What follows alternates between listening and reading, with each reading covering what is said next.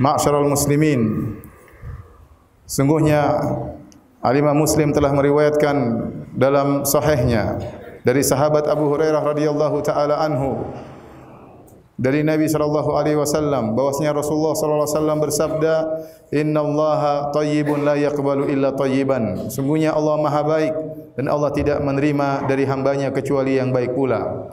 Wa innallaha amaral mu'minin bima amara bihil mursalin. Dan sungguhnya Allah Subhanahu wa taala telah memerintahkan kepada kaum mukminin dengan apa yang Allah perintahkan kepada para rasul. Faqala ta'ala ya ayyuhar rusulu kulu minat thayyibati wa'malu shalihan. Maka Allah berkata, wahai para rasul sekalian, makanlah dari perkara-perkara yang baik dan beramallah saleh. Wa qala ta'ala, dan Allah berfirman kepada orang-orang mukminin, kata Allah Subhanahu wa taala, ya ayyuhalladzina amanu kulu min thayyibati ma razaqnakum. Wahai orang-orang yang beriman, makanlah dari perkara-perkara yang baik yang kami rezekikan kepada kalian. Tsumma dzakara ar-rajula yutilus safar. Kemudian Rasulullah SAW menyebutkan tentang seorang yang telah lama bersafar. Ash'atha akbar, rambutnya semerawut penuh dengan debu. Yamuddu yadayhi ila sama. Orang ini mengadahkan kedua tangannya ke arah langit. Kemudian berkata, ya Rabbi, ya Rabbi. Berdoa kepada Allah dengan menyeru, ya Rabbku, ya Rabbku. Wa mat'amuhu haram. Sementara makanannya dari hasil yang haram. Wa mashrabuhu haram. Dan minumannya dari hasil yang haram. Wa malbasuhu haram. Dan pakaiannya dari hasil yang haram. Wa ghudhiya bil haram. Dan dia kenyang karena hasil yang haram. Fa anna yustajabu lahu. Bagaimana bisa dikabulkan doa orang ini? Hadirin yang dirahmati oleh Allah Subhanahu wa taala. Sungguhnya hadis ini menjelaskan tentang keterkaitan pengkabulan doa dengan apa yang kita makan. Oleh karena dalam hadis ini Rasulullah SAW menyebutkan tentang seorang yang dia berdoa dan dia telah melakukan banyak adab doa agar diterima oleh Allah Subhanahu wa taala. Yang seandainya dia tidak memakan makan yang haram, tidak minum dari hasil yang haram, tidak berpakaian dari hasil yang haram, sudah dipastikan doanya akan dikabulkan oleh Allah Subhanahu wa taala. Rasulullah SAW menyebutkan tentang orang ini, terpenuhi padanya sekitar 6 sebab dikabulkannya doa. Yang pertama, orang ini adalah musafir. Kata Rasulullah SAW, rajul yutilus safar, sudah lama bersafar. Dan seorang yang bersafar, doanya dikabulkan oleh Allah Subhanahu wa taala. Nabi SAW bersabda, "Thalathu da'awatin yustajabna la syakka fihinna." 3 doa yang dikabulkan dengan pasti tidak diragukan dalam hal ini. Da'watul mazlum, doanya orang yang dizalimi. Da'watul musafir, doanya orang yang bersafar. Da'watul walid ala waladihi, dan doanya orang tua terhadap anaknya. Doanya orang yang bersafar pasti dikabulkan oleh Allah Subhanahu wa taala. Kenapa orang yang bersafar turun rahmat Allah kepadanya? Diperhatikan oleh Allah Subhanahu wa taala. Kenapa? Dia sedang melakukan perjalanan. Dia sedang menghadapi banyak kesulitan. Kata Nabi sallallahu alaihi wasallam, "As-safaru qit'atun minal adzab." Sungguhnya safar adalah potongan atau bagian dari siksaan, dari kesulitan. Oleh karenanya, orang yang menghadapi kesulitan seperti ini diberi kemudahan oleh Allah Subhanahu wa taala. Dia dibolehkan untuk salat dengan mengqasar, bahkan boleh juga dengan menjamak. Demikian juga dia boleh untuk berbuka tidak berpuasa. Kenapa? Dia sedang bersafar. Dia boleh untuk tidak salat Jumat bersama jamaah. Kenapa? Dia sedang bersafar. Bahkan di antara rahmat Allah Subhanahu wa taala kepadanya, Allah mengabulkan doanya tatkala dia berdoa. Terlebih lagi orang ini yutilus safar, sudah lama bersafar. Semakin dia lama bersafar, maka semakin dia mengalami banyak kesulitan. Dia jauh dari keluarganya, jauh dari kampung halamannya, jauh dari istrinya, jauh dari anaknya. Maka Allah memberikan rahmat dengan memudahkan dikabulkan doanya. Ini sebab yang pertama yang seharusnya membuat orang ini dikabulkan doanya oleh Allah Subhanahu wa taala, dia seorang musafir. Sebab yang kedua, orang ini kondisinya jauh dari kesombongan. Dan orang yang tatkala berdoa kepada Allah jauh dari kesombongan, maka akan mudah dikabulkan doanya oleh Allah Subhanahu wa taala. Rasulullah sallallahu alaihi wasallam bersabda, "Wa hal tunsaruna illa bi dhu'afaikum." Dan bukankah kalian ditolong oleh Allah karena orang-orang lemah di antara kalian? Bi ikhlasihim wa du'aim, karena keikhlasan mereka dan karena doa mereka. Orang ini kata Nabi sallallahu alaihi wasallam, "Ash'atha akbar." Rambutnya semerawut, penuh dengan debu. Dia tidak sempat untuk merapikan dirinya. dia tidak sempat untuk berpenampilan yang baik. Tidak seperti orang-orang yang angkuh, yang memakai baju sebagus-bagusnya, kemudian dalam rangka untuk sombong. Bagaimana dia mau angkuh, bagaimana dia mau sombong, sementara penampilannya tidak bisa dia perhatikan. Rambutnya semerawut dengan penuh debu. Dan kondisi seperti ini, kondisi orang jauh dari kesombongan, ini sangat disukai oleh Allah Subhanahu wa taala. Oleh karenanya Rasulullah SAW pernah bersabda, "Rubba asy'atha akbar, madfu'un bil abwab, law aqsama 'ala Allah la abarrahu." Sungguh banyak orang yang rambutnya semerawut dengan penuh debu. Kalau dia mengetuk pintu untuk minta dijamu, untuk bertamu, akan diusir. Kenapa orang tidak menganggap orang ini? Akan tapi kata Nabi, "Law aqsama 'ala Allah la abarrahu." Kalau dia berdoa kepada Allah akan dikabulkan. Kemudian juga Nabi SAW sebutkan bagaimana Allah bangga dengan para jamaah haji yang datang dari jauh kemudian berkumpul di padang Arafah. Kata Allah Subhanahu wa taala kepada para malaikat, "Unzuru ila ibadi ja'uni syu'than gubran." Lihatlah kepada hamba-hambaku wahai para malaikatku. Mereka datang dari jauh menuju kepadaku dalam kondisi rambut mereka semerawut penuh dengan debu. Ushidukum bi anni qad ghafartu lahum. Saksikanlah aku telah mengampuni dosa-dosa mereka. Oleh karenanya orang ini melakukan sebab yang sangat mulia, jauh dari kesombongan, dan doanya sangat mudah dikabulkan. Sebab yang ketiga, orang ini mengadahkan kedua tangannya ke langit. Dan di antara adab doa adalah mengadahkan kedua tangan ke arah Allah Subhanahu wa taala. Dalam hadis Rasulullah SAW bersabda, "Inna Allah hayyun sittir, yastahyi min 'abdihi idza rafa'a yadayhi ilaihi an yaruddahuma sifran." Sungguhnya Allah Subhanahu wa taala malu jika ada hambanya mengangkat kedua tangannya ke arah Allah, kemudian Allah membalikkan kedua tangannya dalam kondisi kosong. Allah akan kabulkan orang yang mengadakan kedua tangannya ke arah Allah Subhanahu wa taala. Dan ini merupakan bentuk seorang menghinakan dirinya di hadapan Allah Subhanahu wa taala. Dia bergaya seperti, berlagak seperti orang yang sedang mengemis, dan dia sedang mengemis kepada Rabbul Alamin, minta kepada Allah Subhanahu wa taala. Oleh karenanya Nabi sallallahu alaihi wasallam dalam doa-doa beliau mengangkat kedua tangan. Tatkala Nabi sallallahu alaihi wasallam di padang Arafah, beliau berwukuf di atas unta beliau di bawah terik matahari. Kemudian beliau mengangkat kedua tangannya minta kepada Allah Subhanahu wa taala. Terus meminta kepada Allah Subhanahu wa taala. Dalam waktu yang panjang tangan beliau tetap terangkat meminta kepada Allah Subhanahu wa taala. Dari ibadah zuhur sampai menjelang maghrib, beliau terus berdoa kepada Allah Subhanahu wa taala. Dan Rasulullah SAW terkadang mengangkat kedua tangannya sampai terlihat putih ketiak beliau sallallahu alaihi wasallam. Di antara sebab yang dilakukan oleh orang ini sehingga memudahkan dikabulkan doanya, orang ini bertawassul dengan rububiyah Allah Subhanahu wa taala. Dia mengatakan dalam doanya, "Ya Rabbi, ya Rabbi, ya Rabbku, ya Rabbku." Dan terkabulkannya doa berkaitan dengan sifat rububiyah Allah Subhanahu wa taala. Sebagaimana di antara rububiyah Allah Subhanahu wa taala, Allah yang menghidupkan, Allah yang mematikan, Allah yang memberikan umur yang panjang, Allah yang memberikan rezeki, Allah yang menghilangkan penyakit. Ini semua berkaitan dengan rububiyah Allah Subhanahu wa taala. Maka dia bertawassul dengan sifat rububiyah, dia berkata, "Ya Rabbku, ya Rabbku." Dan terlalu banyak doa-doa dalam Al-Qur'an, doa-doa yang dipanjatkan oleh para anbiya, para nabi. Mereka bertawassul dengan membuka doa mereka dengan Rabbana atau Rabbi. Dan orang ini telah bertawassul dengan sifat rububiyah Allah Subhanahu wa taala. Di antara sebab doanya dikabulkan, orang ini mengulang-ulangi doanya. Dan di antara sunnah Nabi sallallahu alaihi wasallam tatkala berdoa, Rasulullah sallallahu alaihi wasallam mengulangi doanya sampai 3 kali.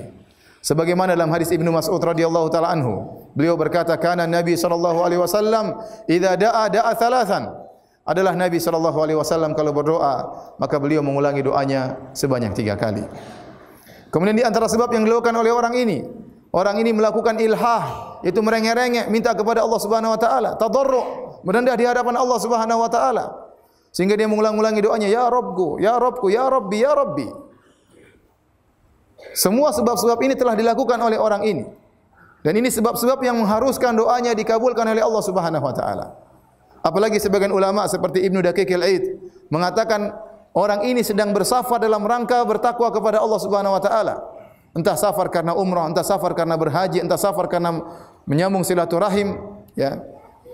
Safarnya karena ketakwaan dan dia telah melakukan sebab-sebab dikabulkannya doa, akan tapi doanya tidak dikabulkan. Sebabnya apa? Kata Nabi sallallahu alaihi wasallam, "Wa mat'amuhu haram dia makan dari hasil yang haram. Wa mashrabuhu haram, dia minum dari hasil yang haram. Wa malbasuhu haram, pakaiannya dari hasil yang haram. Wa ghudhiya bil haram, dan dia kenyang karena hasil yang haram. Fa anna yustajabu lahu, bagaimana bisa dikabulkan doa dari orang yang seperti ini. Aqulu hadzal qaul wa astaghfirullah li wa lakum wa lisairil mu'minin innahu huwal ghafurur rahim.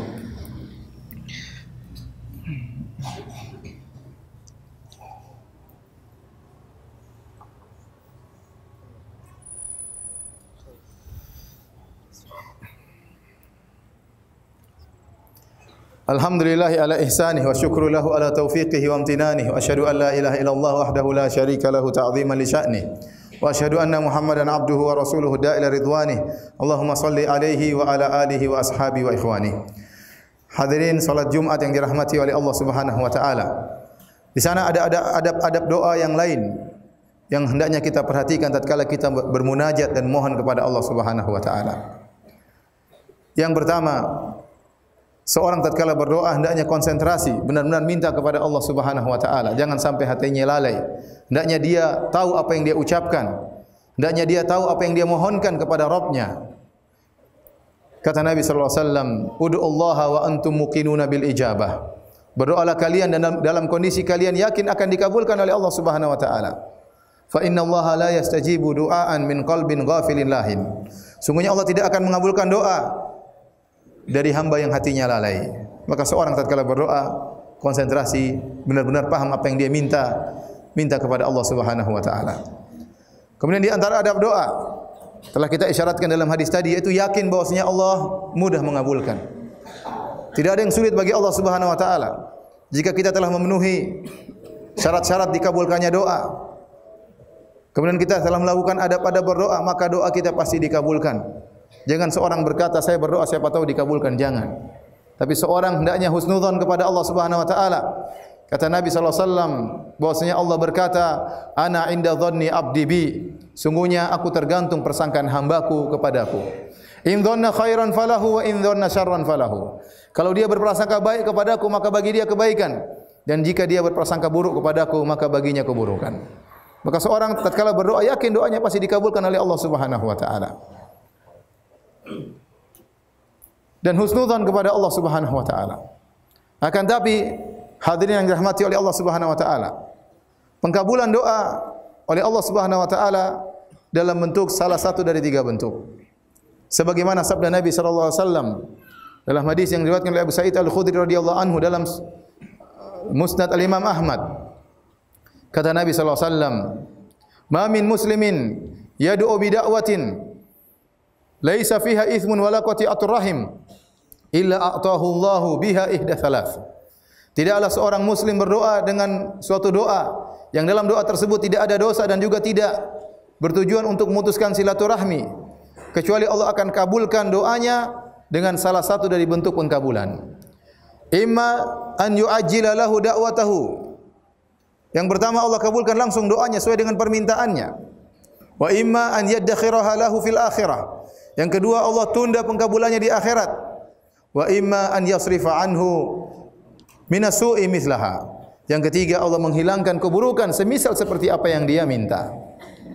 Oleh karenanya sahabat tatkala mendengar hadis ini mereka berkata, qalu idzan nukthir ya Rasulullah. Kalau gitu kita berbanyak doa karena tidak ada merugi dalam berdoa. Doa pasti dikabulkan. Pengkabulannya terserah Allah Subhanahu wa taala.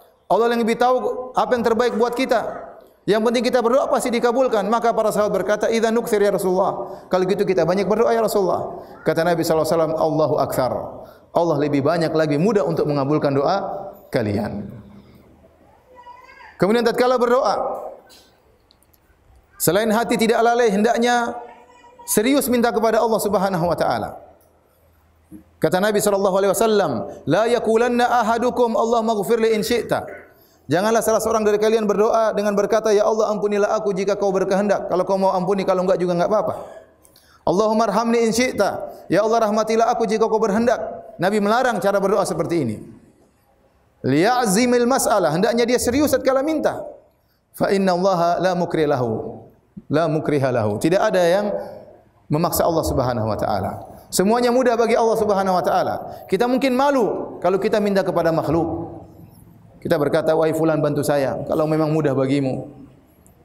Tapi kalau enggak juga enggak apa-apa. Itu kalau kita minta kepada makhluk, karena kita tahu makhluk tersebut memiliki banyak keterbatasan. Ya, kemampuan finansialnya terbatas, hartanya terbatas. Hari ini mungkin dia kasih kita, besok dia kasih kita, lusa mungkin dia sudah tidak bisa kasih lagi. Tapi ingat, kita sedang meminta kepada Rabbul Alamin, penguasa alam semesta ini. Yadullahil mal'a, yang tangan Allah senantiasa berinfak tiada henti-hentinya.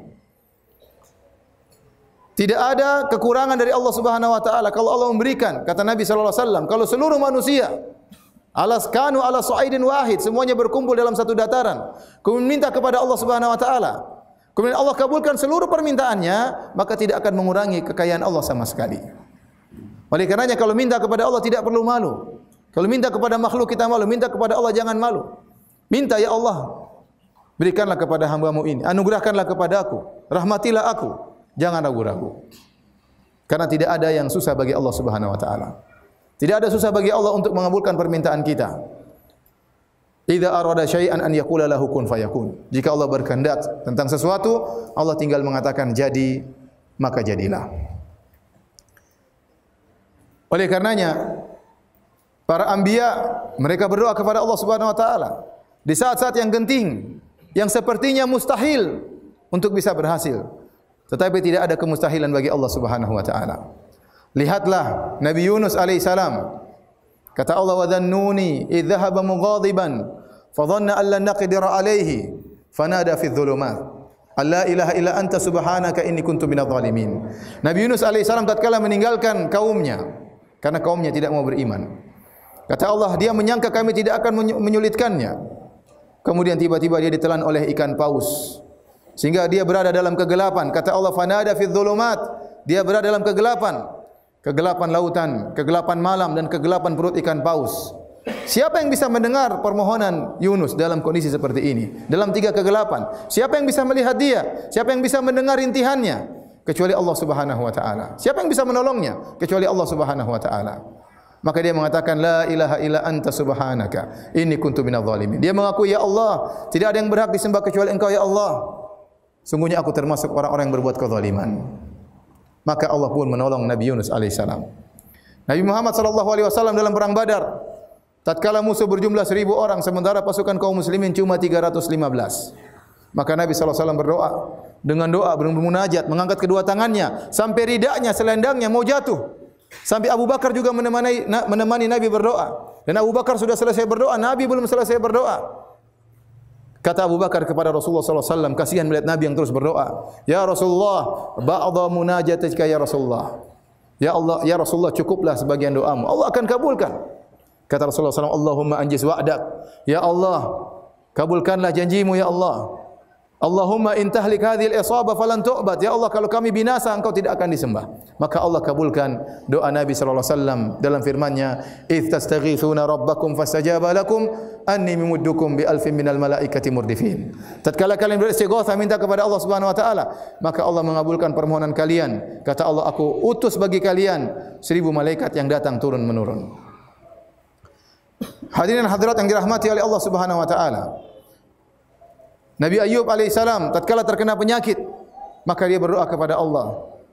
Wa Ayyuba idz nada rabbahu anni masani adh-dhurr wa anta arhamur rahimin.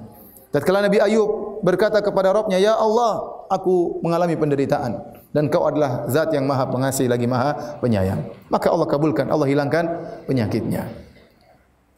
Oleh karena jangan pernah kita meremehkan doa.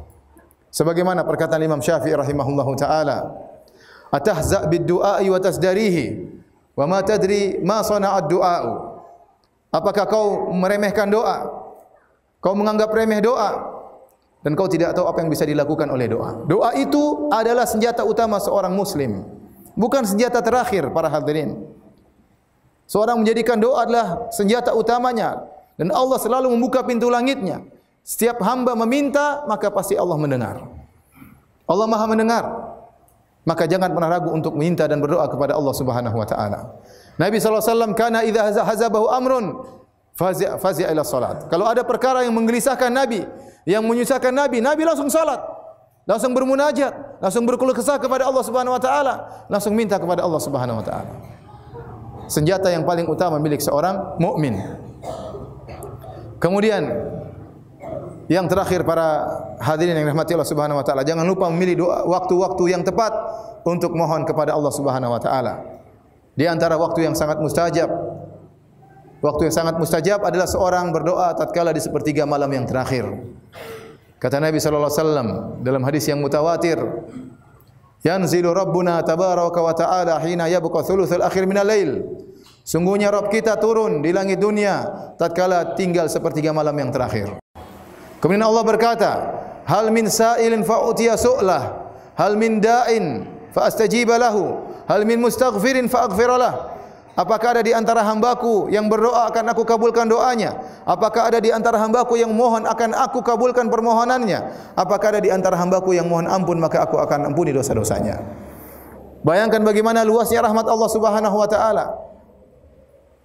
Kita tidak heran kalau ada orang miskin berjalan jauh untuk mencari orang kaya minta bantuan. Tapi kita heran tatkala ada orang kaya yang buka pintunya dan persilahkan orang miskin untuk meminta darinya. Dan kita lebih heran lagi terhadap Rabb kita yang maha kaya, yang turun ke langit dunia mencari-cari hambanya. Si kaya mencari si miskin. Dengan begitu kebaikannya, bagaimana kita tidak tertarik untuk mohon kepada Allah Subhanahu wa taala? Allah mencari-cari hambanya. Saatnya kita cari muka kepada Allah Subhanahu wa taala. Tatkala manusia semuanya sedang lelap tertidur, kata Nabi sallallahu alaihi wasallam, "Shallu bil laili wan nasu niyam, tadkhulul jannata bisalam." Salatlah kalian tatkala orang-orang sedang tidur, niscaya kalian akan masuk surga dengan penuh keselamatan. Allah sedang mencari hamba-hambanya, maka mohonlah kepada Allah di saat-saat tersebut. Pasti dan yakinlah Allah Subhanahu wa taala akan mengabulkan doa hambanya yang mohon di waktu tersebut. Inna Allah malaikatahu yusalluna ala nabi ya ayyuhalladzina amanu sallu alaihi wa sallimu taslima. Allahumma salli ala Muhammad wa ala ali Muhammad kama sallaita ala Ibrahim wa ala ali Ibrahim innaka Hamidum Majid.